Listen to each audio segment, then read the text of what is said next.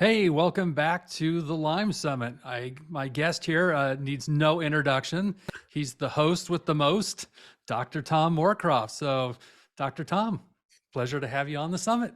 Well, Dr. Darren, thanks for having me. I'm really excited that we actually get a chance to have a conversation with each other and share a little bit more about our background and why this is such an important topic that we join together to be able to do this amazing thing. No, I'm just thrilled that I've been able to be your co-host in this event. We've talked to so many great speakers, and I know it's bringing just so much value to people who've been struggling with Lyme disease and tick-borne illness. So I want to talk a little bit about today about things I don't think other speakers have talked about. I want to help fill in some of the gaps of things that people may not be aware of that's going to help move the needle. And, we talk so much about detoxification and different strategies that people can do to help lower their body burden because we're just exposed to garbage all day long.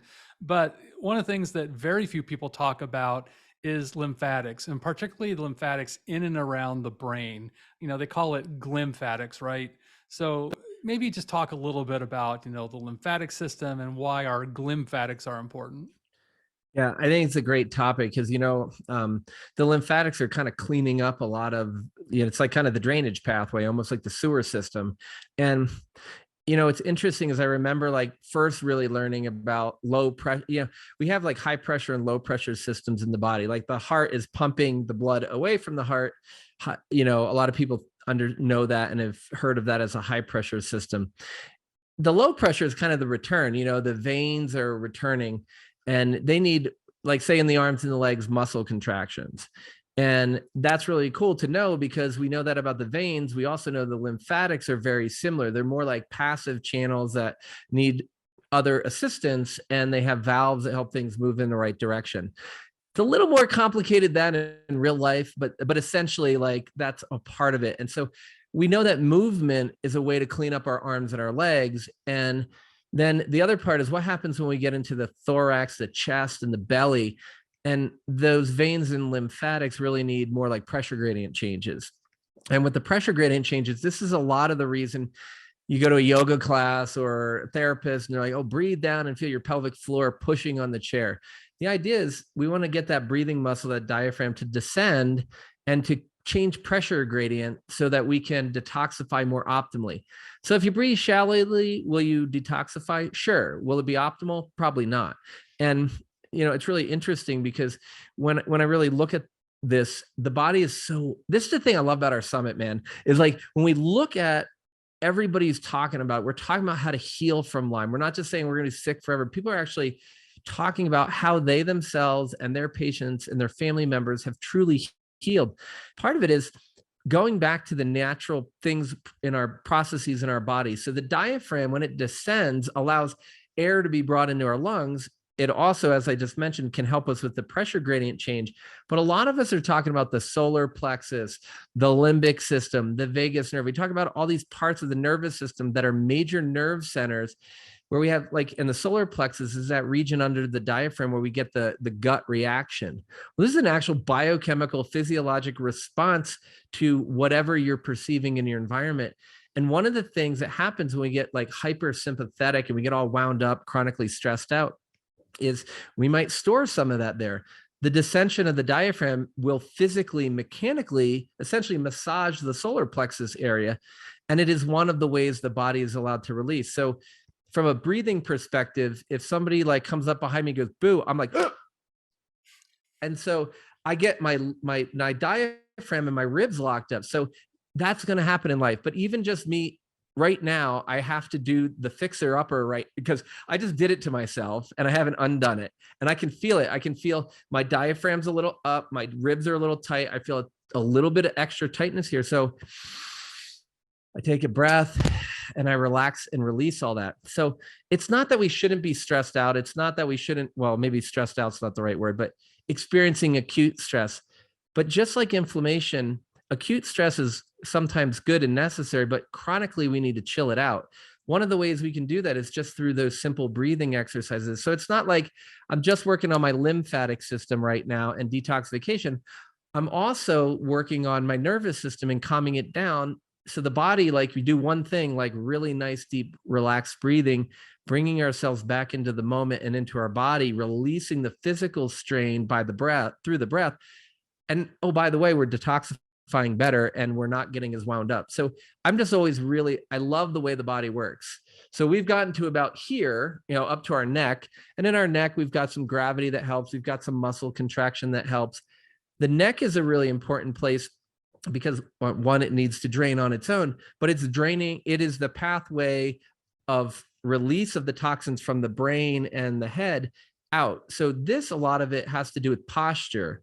So we have a little bit of movement. We've definitely got gravity, but that head forward posture, the reason I talk about low pressure in the beginning is that low pressure systems can be pumped by muscle contraction, but muscle spasm, or like if I were to grab my phone here and do one of these, like everybody else, my voice isn't the same. I'm not breathing as well, but I can also decrease the rate and the ease of the detoxification out of the brain by, because that aberrant structure, when I'm not in that nice standing up posture, will potentially push on these and just make it a little slower, like a slow drain. It's not going to make it stop. So that's all really important. And then we get into, when I went to medical school, and I'm sure, I think we went to school similar timing wise, they were just saying, hey, look, the brain doesn't have true lymphatics in it. So we just think the cerebrospinal fluid, which is this beautiful, nourishing bath that's of water, primarily like 99% water, and just a few other things that's around the brain and protecting it when it's sloshing around a little bit, is also, the brain just magically dumps its toxins in there and then that gets rid of it. And the problem was, it didn't account for all of the change in the brain that needed to happen in order to keep it metabolically, functioning. Right. So over time, what we found out was there was actually a system that cleaned the brain.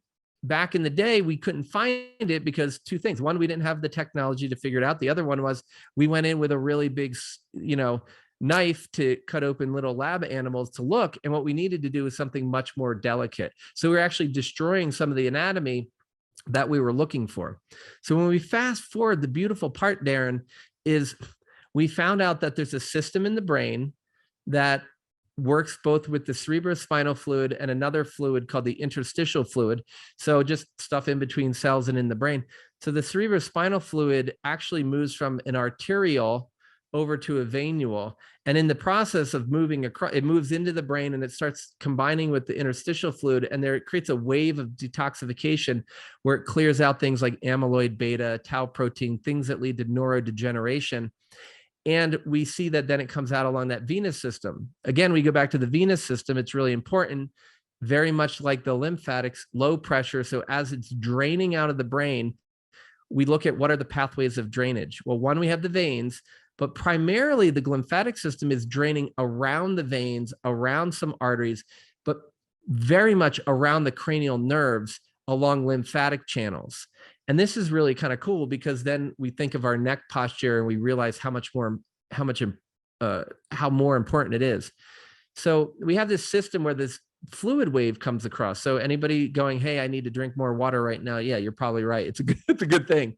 So then we go, all right, what are we doing with this?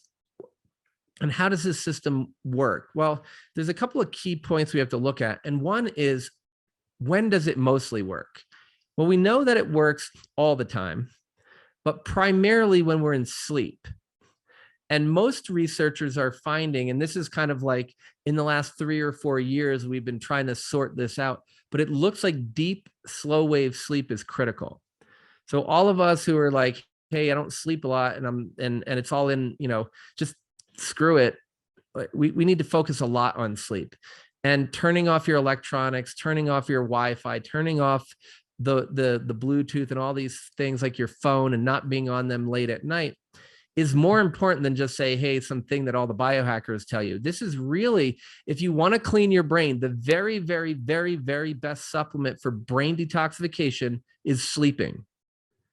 And according to all the sleep research, all of the adults watching, you need 7 to 9 hours of sleep. Most of us 8 to 9 a night to rejuvenate and clean your brain. Your kids need more. And National Sleep Institute, I think it's, or Sleep Foundation, it's sleepfoundation.org, has a really nice graphic that tells you by age group how much sleep you really need. So it's kind of important. The other part too, Darren, I think, is the routes of drainage. About a third of all the drainage out of the brain comes through the nasal lymphatics, which I just think is, we can kind of dive into it, but it's just such an important piece because we have so many different things going on. We have chronic sinusitis and just stuffy nose. We've got people with mold illness that may be congesting their nose. And also in strep, we find that strep that leads to PANS and PANDAS, because lots of us listening have experience with this. If you don't, PANS is pediatric acute onset neuropsychiatric syndrome. The big important part about this is it's a recurrent infection that triggers autoimmunity that leads to the symptoms. So it's not the infection that's the problem. Now, the infectious trigger should be removed, but the problem is autoimmunity. And what we're finding with PANS and PANDAS, specifically the strep, which is the PANDAS part, is recurrent infections in the nose get Th17 cells ready to go after the group A strep in your nose that are going up the nasal lymphatic, the same pathway that lets the drainage come down, they go up, and that leads to the brain inflammation. So this part of your face is so critical to understand what's going on and to really focus on it. And most of the fixing of your nose and the fixing of your sleep are things that you can do at home for free. Well, free's always great. And some of the other speakers I've spoken with, I appreciate when we talk about things that are simple, easy, and not high cost. Again, I think so many people who've been dealing with Lyme, there's an expectation to get well. You have to spend a lot of money. You have to do all these high-tech things. And there's so many simple, basic things you can do. Like you said, getting to bed on time. I know you and I have had a similar experience with our patients where, people say, well, I've been a night owl my whole life. I can never get to bed before midnight 1. I'm like, no, you just have a very long history of having dysfunctional sleep. And it doesn't mean that you can't get back on a normal sleep pattern. And, when you look at the research on shift workers, that work overnight and sleep during the day, it's not about getting, necessarily the 8 or 9 hours of yes, you need that length of time, but the timing in which you get that sleep is also critical. So, we work diligently to find ways to get you that good quality sleep for all of the things that you just described. Again, it helps with tissue repair, it helps with detoxification, but in terms of your mental health, your physical health, it's huge. And it does take a bit of time and it does take a bit of commitment. We've seen people who've had sleep issues for often decades. And are you going to turn it around in a night? Probably not. But with the right effort of, good sleep hygiene, sometimes some supplements. And I want to talk a little bit too, because, you're an osteopathic doctor and, your training is very different than mine and medical doctors and even chiropractors, where you learn so much about the structure of the skull and the flow of spinal fluid and feeling the tissue. If people haven't ever worked with an osteopath, can you just describe a little bit about what that is and why osteopathic work can be really helpful with this? I think it's an amazing point. And I just want to make a quick comment about one of the things you were just mentioning. The only reason that these free and very low level treatments don't work is people don't do them. And I find that the more I charge for anything, the more people are likely to listen to it. So I'm just saying, everybody seems to want to get the most expensive new blinking device or IV or whatever. I 100% agree with you, Darren. The low hanging, not even the low hanging fruit, but it's low hanging because it's easy. The really great stuff is the stuff you can do at home, but you have to take personal responsibility. And that's really what the whole summit is about. Yes, we're talking about the meds, the machines, we're talking about the supplements, all these things, but if you guys have noticed, so many people go back to the simple things you can do at home to heal from Lyme disease. Now, another thing, like you're just mentioning, one of the bonuses that I always like to give people is my ever improving version of a thing I call Relax and Reboot. And in there, we have a home osteopathic treatment you can give yourself. It's one of multiple things. And actually this go around, I actually have a full guided experience that goes along with it, because not everybody lives near a cranial osteopath who really knows what they're doing. But to your point, like, it's interesting. Andrew Taylor Still was a frontier MD and preacher, because that's kind of like how it went back in the day. And he was working with people, and he's like, if we give them strychnine and arsenic, they don't do so well. So let's stop doing that. And I learned about manipulation, and osteopathy grew up in the American Midwest around the same time as chiropractic, but they're very different philosophies. A little bit of overlap. Not saying one's better than the other, although I'm an osteopath and I chose that for a reason, but there's a lot of value in a lot of these different manual therapies. But the difference is, as early as 1850, this crazy guy Still was going around, the body and the mind and the spirit are all connected, and all of them are part of you. And if you address only one, you're not going to get fully better. You have to do mind, body, spirit healing. This is not in the 80s and 90s when people started talking about it. This is like 173 years ago or so now. So then he said, hey, there's this other crazy thing, that your body has the ability to self-regulate and self-heal. And it's not a bucket of disease like conventional medicine leads us to believe. It actually is its inertia is towards healing, towards being optimally well. And when it's not optimally well, one, bad shit happens, right? We know that stuff happens that we would just prefer. Yeah, I mean, I fell and broke my ankle, right? Like I slipped on the ice. Obviously, something physically is wrong there. But there's a mental and emotional, spiritual component to that some people fall down and break their ankle and they're cool and they just heal up quick. And then there's other people get all revved up about it. They put more value on the physical injury than needs to be put on it. Like, oh, so-and-so left this out and that's why I fell and now I can't do this and blah, blah, blah. And we go on this downward spiral. Again, it's like I need to take that deep breath and get that out of my chest. But be aware of when you're talking, even like, right, I'm talking about an example with somebody else, but I'm acting it out and I can feel it.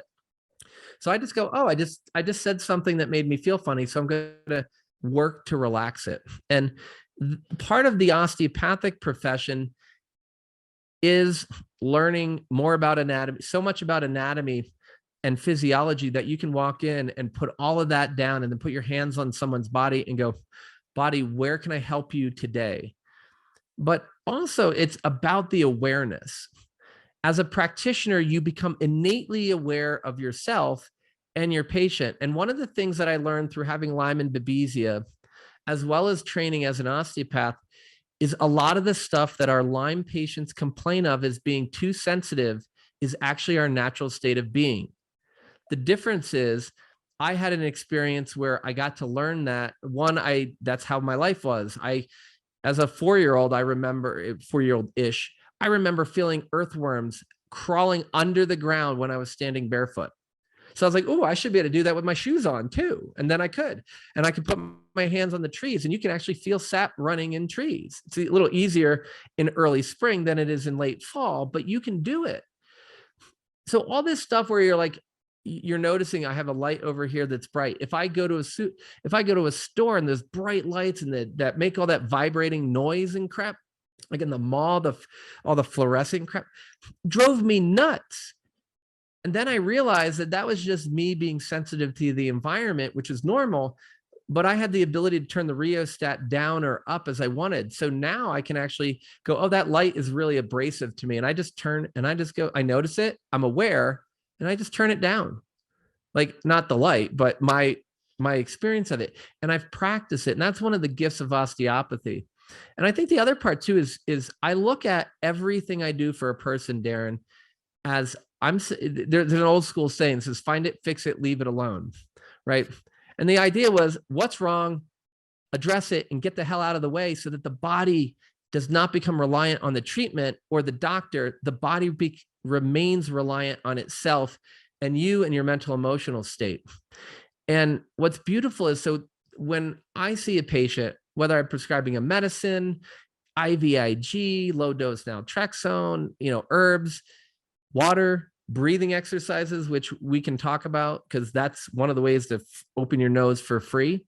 And just as a reminder, we did talk with Patrick McEwen, who is one of the foremost authorities on the Buteyko breathing method. And we talk specifically. So if you guys are interested in really diving deep into how and why it works and getting an experience of step-by-step how someone with chronic illness can learn to do this technique in a way that is accessible to you, look at my interview with Patrick McEwen.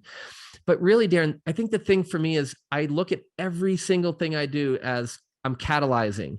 And the idea of a catalyst is I'm not putting something new in the system that's supposed to be used up. I'm just pushing you over the edge a little to get the ball rolling again.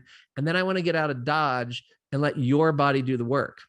Now, we know in chronic infections, catalyzing with an antimicrobial herb or 4 or 5 herbs, it might take 16 or 18 months, but I'm still using the mindset of your body's doing the work, right? And so then I remember like residency, and they were all like, I went to my, when you're in residency, every year you get more and more responsibility, and more autonomy at the same time. And so I saw somebody in the hospital who had pneumonia. We treated them, they got better, changed them from IV antibiotics to oral, we sent them home. And then they followed up with me in the office a couple of days later, and or I should say a couple of days after they finished their oral antibiotics, like 4 or 5 days later, their symptoms are returning. So I go, oh my God, what's going on with this person? I go to my supervisor and I say, well, so-and-so's was in the hospital, they stopped their antibiotics, and now they're worse. And they're like, all right, well, what do you want to do? I go, well, I don't know. I mean, maybe we get another chest x-ray. We'll see what's going on. And then they go, and then I said, I mean, maybe change their antibiotics, or maybe there's something else. They're like, no. They just had pneumonia. You stopped the antibiotic. It came right back. What do you think they really have? I'm like, well, probably pneumonia. And they're like, they do. Just give them the same antibiotic for twice as long. And then they said, don't repeat the chest x-ray or any blood work because they're going to have a delay in changing and they would be irrelevant at the moment. I was like, wait a second here. Wait a second. So I just talked to you last week about the person with Lyme disease who stopped their antibiotics and their symptoms all came back in 4 or 5 days. And you told me they have post-treatment Lyme syndrome or fibromyalgia. How do you have acute fibromyalgia 2 days after you stop an antibiotic? It's makes no sense. So I kind of was really interested in that kind of, that's modern medicine, right? But I also then started thinking about the pneumonia question. And I started polling all the pulmonologists I knew and the critical care doctors. And then I started polling everybody. And I said, when you treat somebody with pneumonia, do you sterilize their lungs with your antibiotic? And I have never, and I do not use that word almost ever, because you'll always find it. But I literally, to this moment in time, at the date of this recording, I have never spoken to any fully licensed physician, APRN, or even a nurse who thinks that IV or oral antibiotics get the job done. Every single person says we bring down the bacterial load until the immune system is strong enough again to do the work. I'm like, well, why aren't we allowed to do that with Lyme disease? So anyway, to me, the osteopathic piece is we're not only just looking at the part that most people leave off, which is from the neck up, the cranium. We're looking at how the body functions as a whole. And it also is a uniquely American style of medicine, born and bred in the United States, not imported from anywhere, where we say, let's introduce common sense. So Still said, let's stop giving people stuff that's poison, that is killing people. And oh, by the way, let's do manipulation because it works. And so they laughed at him. So he had to create his own profession, which he did. But the bottom line is most osteopaths these days are just MDs in like sheep's clothing. But true osteopaths are looking at how the body functions as a whole within its internal and external environment. And they're looking to help remove the impediments to healing, catalyze healing, and let the person be in charge of their own healing and give not only the responsibility, but the right and the privilege of healing back to the patient. And that's the part. So yes, if you haven't seen a cranial osteopath, definitely go to cranialacademy.org and look somebody up in your area it's one of the places where we can get you to see somebody who's potentially really good. But yeah, it's about optimizing. So if we go back to the physiology part and how there's compliance in the brain and the brain, I keep saying the brain, the skull. So not everybody who hits their head needs to go have part of their skull removed to release the pressure. It really is the bones move a little bit. That's why we have sutures. There's compliance or flexibility in the bone themselves. And there's this flow, this pumping movement that augments this lymphatic function. And there's multiple different sort of flows you can feel in the brain. And if somebody's got a muscle tightness that's holding their, locking up some of the cranial sutures, so the key does, so it's stuck and the gears don't move, we can release that.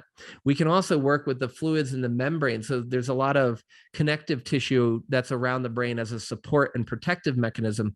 You can work with tension there, just like you can work with tension. Like if my shirt is all tight, I can iron it out. We can iron out your pec muscle. We can also iron out the membranes in the brain. But I mean, all of that is so, to me, superficial.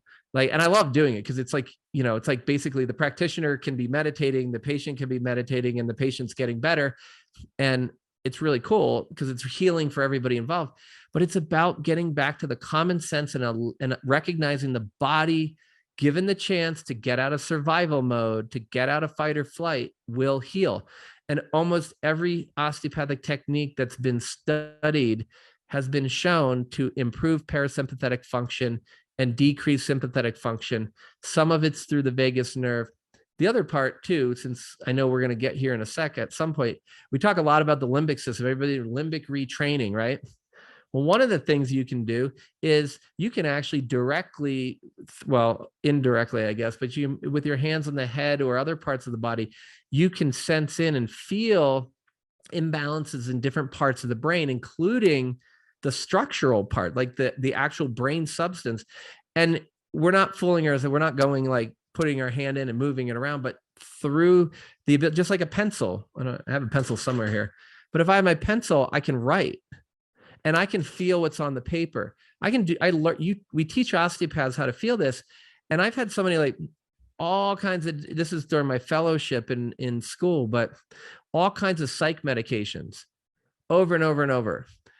Lots of trauma, all kinds of stuff bothered her. And I just remember one day, I've been treating her a couple of times and it was free for students to come to the clinic. So she just kept coming and nothing's changing. So I just sat down. I was like, what is going on here that's preventing her from healing?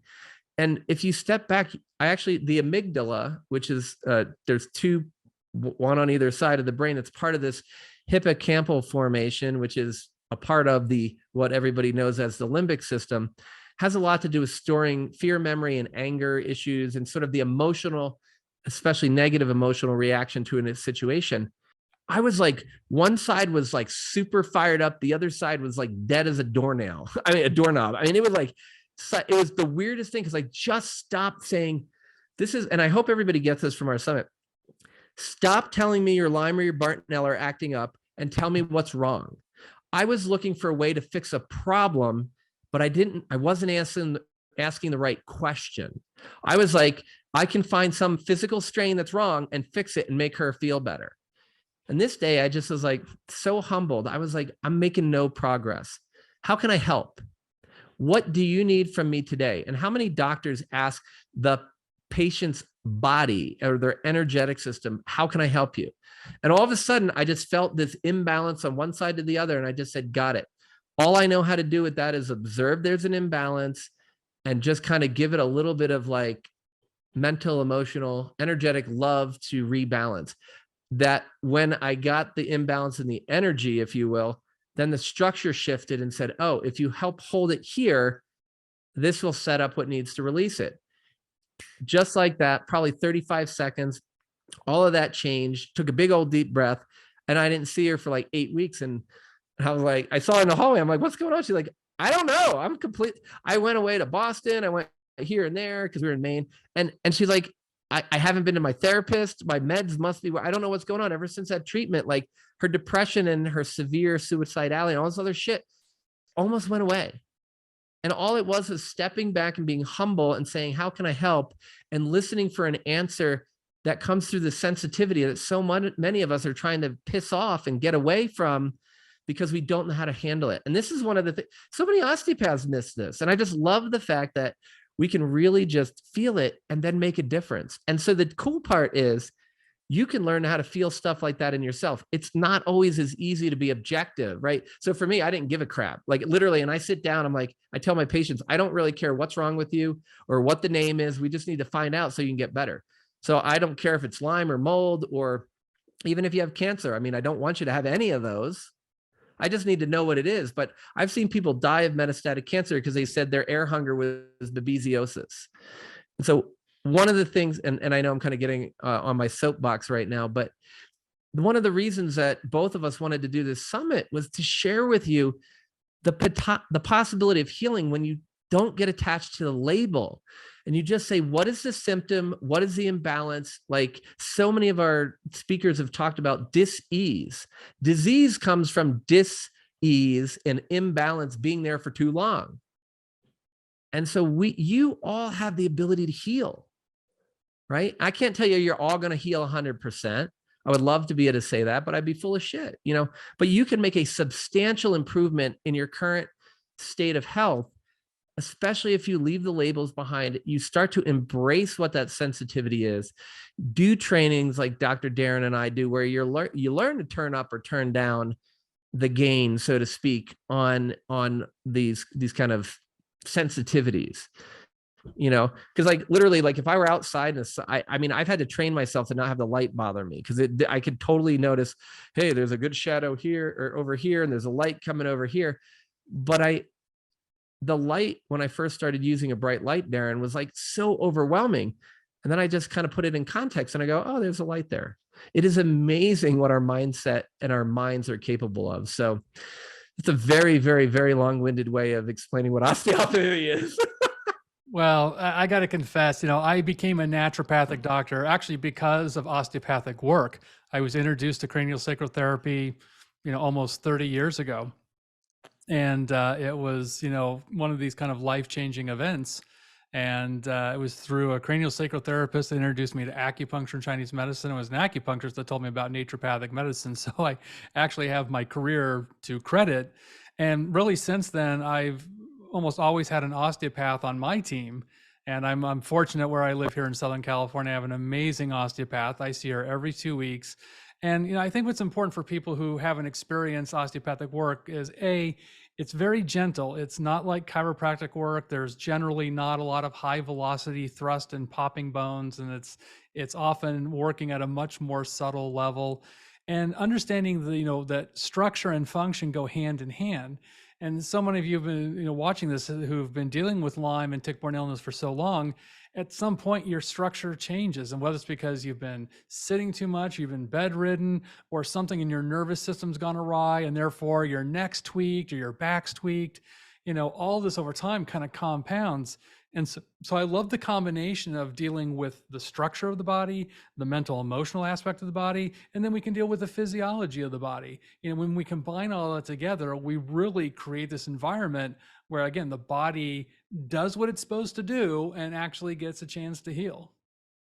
Yeah, and it's interesting, as you're talking, like, and we have human connection, both emotionally and energetically, but also direct touch. And we all know from the recent pandemic that, hey, the more isolated you are, or the more isolated you feel, the more, the worse things go. It's interesting too, because like osteopathic work has taught me, and it was funny that I didn't say the structure and function, because that's the other big one. Structure and function are integrally related.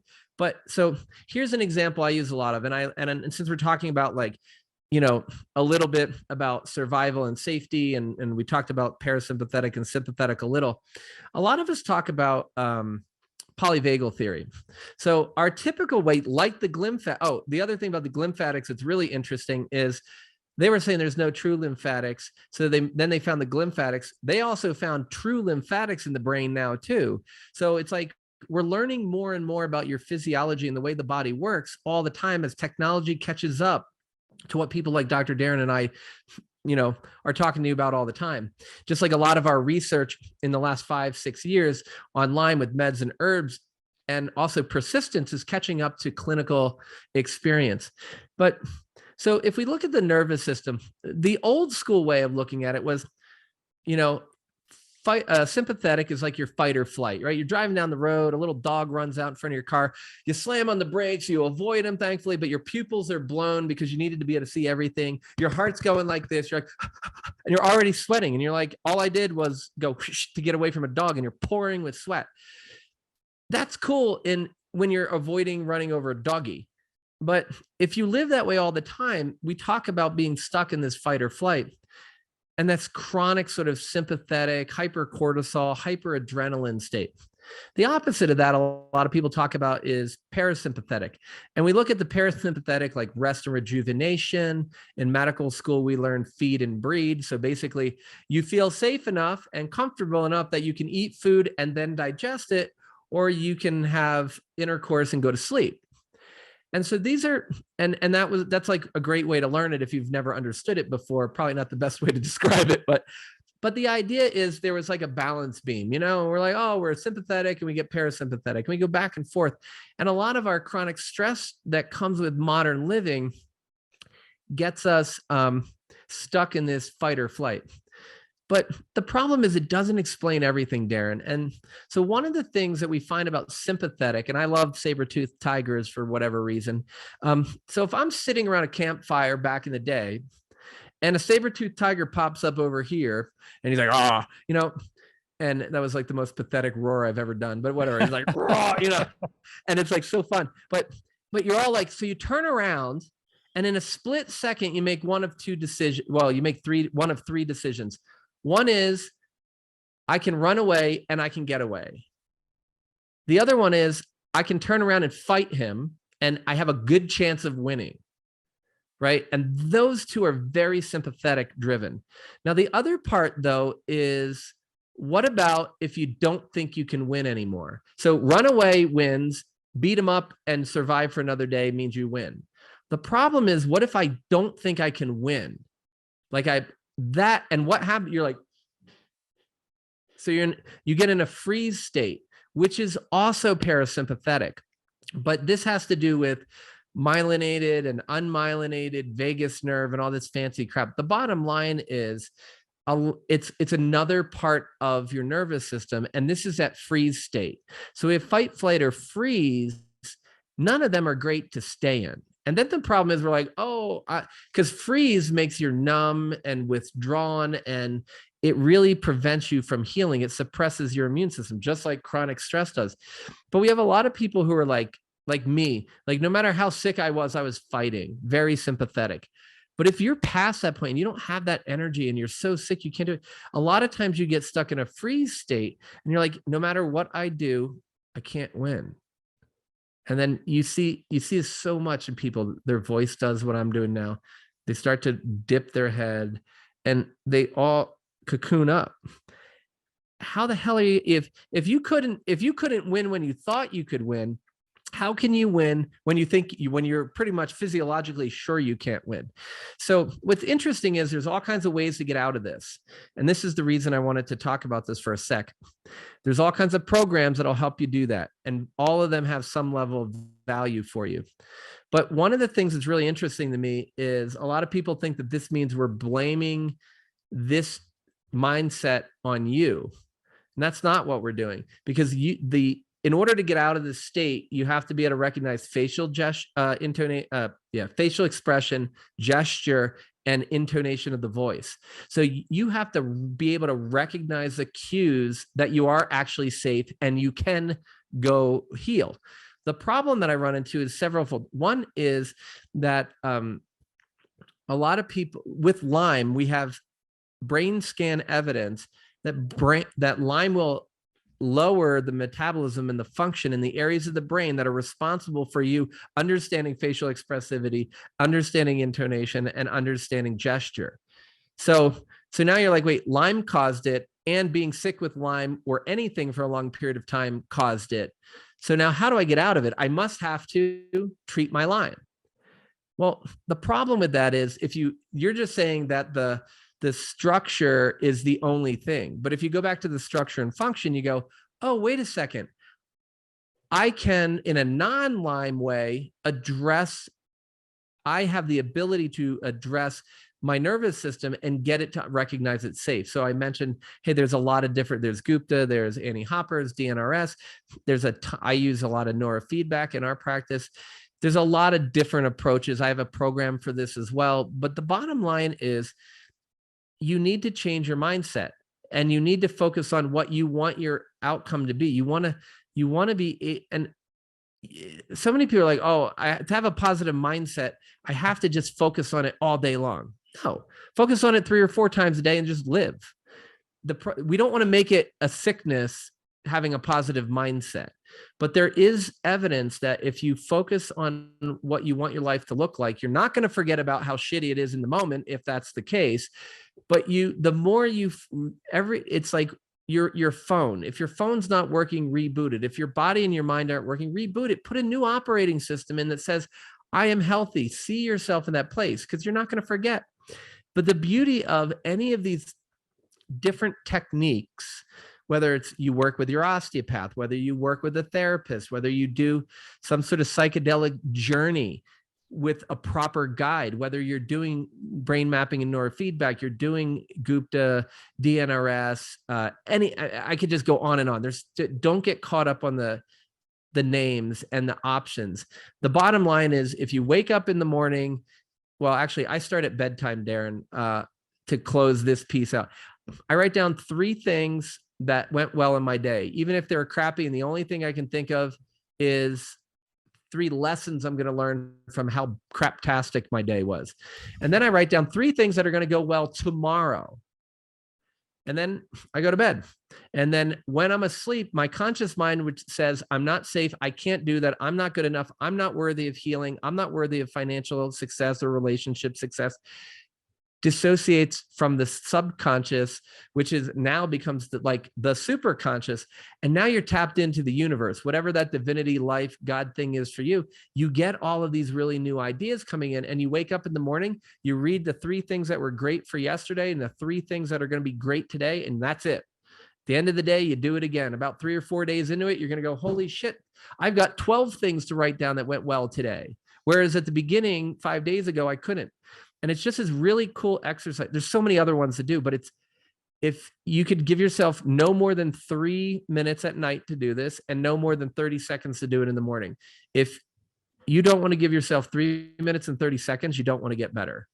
And what's really interesting is, now, if I go back to the reason we're talking about this, I can then start to change the brain, the way the brain functions, by putting in an energetic new structure or an energetic new function, because the function is the way I'm thinking.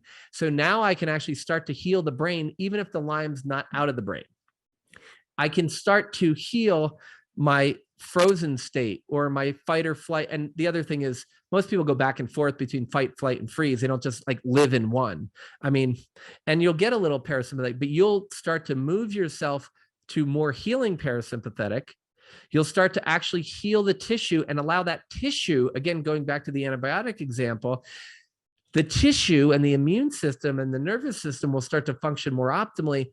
So now it will start to work with your antibiotics, with your herbs, with your homeopathy to get rid of the infections or the other toxins. And now you can take back control of healing rather than giving it to a bottle or a dropper or a shot. But the thing is, you got to spend 3.5 minutes. And if you really want to get better and supercharge it, you might want to actually spend 5 or 10 minutes a day on your healing. But it's that powerful. And that's that piece of structure and function where it is not just hit Lyme over and over and over again. And yes, there are other toxins to look at, but really look at what you can do. Because one of the things I know we talked about a minute right before we hopped on there, and is I'm a little frustrated that we all talk about having parasites left and right in Lyme. Some people do, but they shouldn't be as hard to pick up as everyone makes them out to be. I actually think that the worst parasite that most Lyme and Friends patients are dealing with is actually Lyme disease, because it is really I view it as an energetic parasite that will set up easily, just as we talked about the physiology, a negative self-talk loop, a stuck in illness loop that prevents you from optimizing self-healing. It is not the actual bug that's the problem. It's the energetic blueprint of the bug interacting with what you think about the bug that is the worst parasite. Because if you look at what a parasite does, is it eats away the host. It takes its nourishment at the expense of the host. Stop feeding this fucking infection with negative thoughts and letting it win, because you know the negative thoughts are there, but when you say it, you just rewind and change it. So anyway, like, I don't want to just keep going on and on, but it's so powerful when you, in my personal story, was more than 70% better before I met the doctors that I needed to get the rest of the way better. And I would have never healed as quickly as I did, which was super quick, 4.5 years. After I met them, and that was 2 years into me trying to figure crap out on my own. So it's like 6 years. But I've been better for over 12 years now. So all you people say you can't get better, anybody who knows me, I go nuts. I'm active all the time. But it's like, I never gave up on my dreams. I always said, I will get there if I die trying. I would rather die trying to get to where I want to be than die just by giving up. And that's I was very blessed with that opinion. That doesn't help in all aspects of life. And I've had to learn to dial it back in order to actually fully heal. But I just think it's so important, Darren, that people listening, there are doctors and other providers who not only themselves have been sick and now been better for decades, but they have patients that they can help them do the same thing. And talk to people who are successful. And if they're not talking to you about your mindset, you probably need to get somebody on your team who can help you with that as well. Well, I know this is a lot to unpackage for everybody. We covered so much information, but it is, this is why we put the summit on. It's just so important to understand there are so many layers of depth of having a chronic illness like Lyme disease. And if we focus entirely on the bug, we're missing so many opportunities to give your mind, body, spirit an opportunity to truly heal. And I'm so glad you pointed out all the things that you talked about, because again, I know this is something other speakers haven't really talked about yet, at least not to the depth that you did, but understanding again, there's so much possibility here. And I'm going to, say it as a plug, but I mean, folks, this is something you guys are going to want to own. You're going to want to listen to all these talks over and over, because again, there's so much great information on what Dr. Tom and everyone else who's part of the summit is sharing with you, that there's going to be these little tidbits you get from each speaker that can directly change your life today. You don't need your doctor to do this. You don't necessarily need other people outside your world to make all these changes. I'm like, yes, please have a good team of people to work with you to give you that extra guidance. But there's so much here you can do for yourself. And I just appreciate Dr. Tom for sharing all this information. I know you guys are going to really benefit from taking this to heart. Yeah, I'd agree, Darren. And I thank you for giving me the opportunity to have the conversation with you and, just kind of go with the flow, because it's so important that we heal. And, one of the things, as you're saying, it's really important to own things like the summit. I get little tidbits, and I go back to a lot of the summits and the other educational programs I own. And I don't get everything the first time. I get what I need when I'm watching it, what resonates with me. And then later on, I'm like, oh, I remember Dr. Darren said this thing, and I go back and I listen, I mean, I even go back to some of our old Facebook lives and stuff and watch stuff, because it's like, it's so important. And I was just remembering, as you were saying that, I remember I took a private ski lesson one time. It's really hard to telemark ski. It's almost impossible to find anybody. And the lady was like, good, but I was already better than her. And she picked up one little thing that literally every single day I go out skiing, I think about. And it has improved my enjoyment of the sport that I love to do immensely, because she said one thing that moved the needle for me. Now, I know that's not a medical thing, although for me, that's part of my health optimization and maintaining program. It's different for other people, I'm sure, but I got one thing.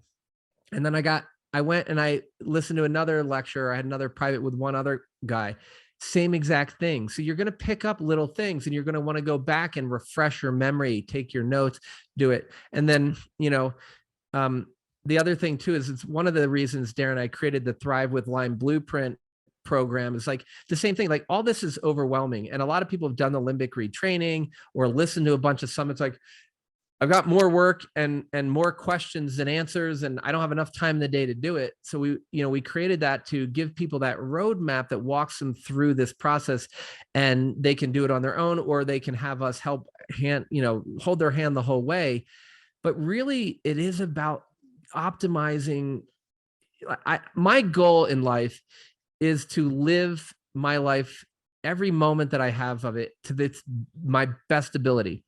And 5 or 10 years ago, definitely 10 years ago when I was sick, if I had died and someone gave me an opportunity to say, do you have any regrets? I'd have been like, regrets all over the place.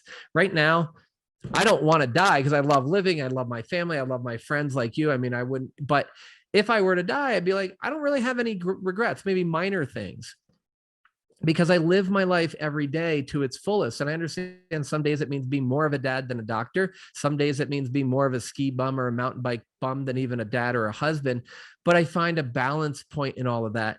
And my goal for each and every one of you is to live your passion, to be able to experience like the joy in your heart that you truly have in there, that you want to have come out. You are a unique individual. There is no one ever before, now, or later going to be just exactly like you.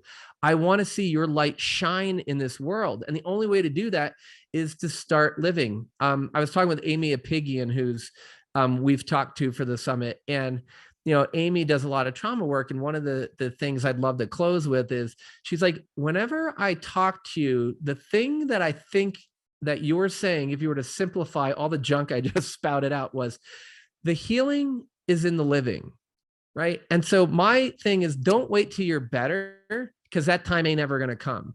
If you start to live your life a little more today than maybe you did yesterday, meaning actively engaging in the things you want, you will start to see that snowball effect. That's where the secret and the law of attraction, the law of vibration, and all this positive affirmation stuff works, is when you take a step and you say yes to yourself. You can't say yes to your spouse, your kids, your friends, your team, whatever you're in fully, until you say yes 100% to yourself. And by saying 100% yes to you is when you say 100% yes to your own health and healing. So I hope this has been a lot of fun for you. I've had a blast. And as you can tell, there's a reason I have a program that helps walk you through this, because I could talk about this, and it's, but let's dial it in, keep it simple. And I'm just, Darren, thanks so much this has been so much fun. I know we could go on forever and ever, and there may be an opportunity after the summit for you folks to work with Dr. Tom and I. We're going to have some great stuff for you, so tune in. But Dr. Tom, it's a pleasure being your co-host in this event, and I just thank everyone for tuning in.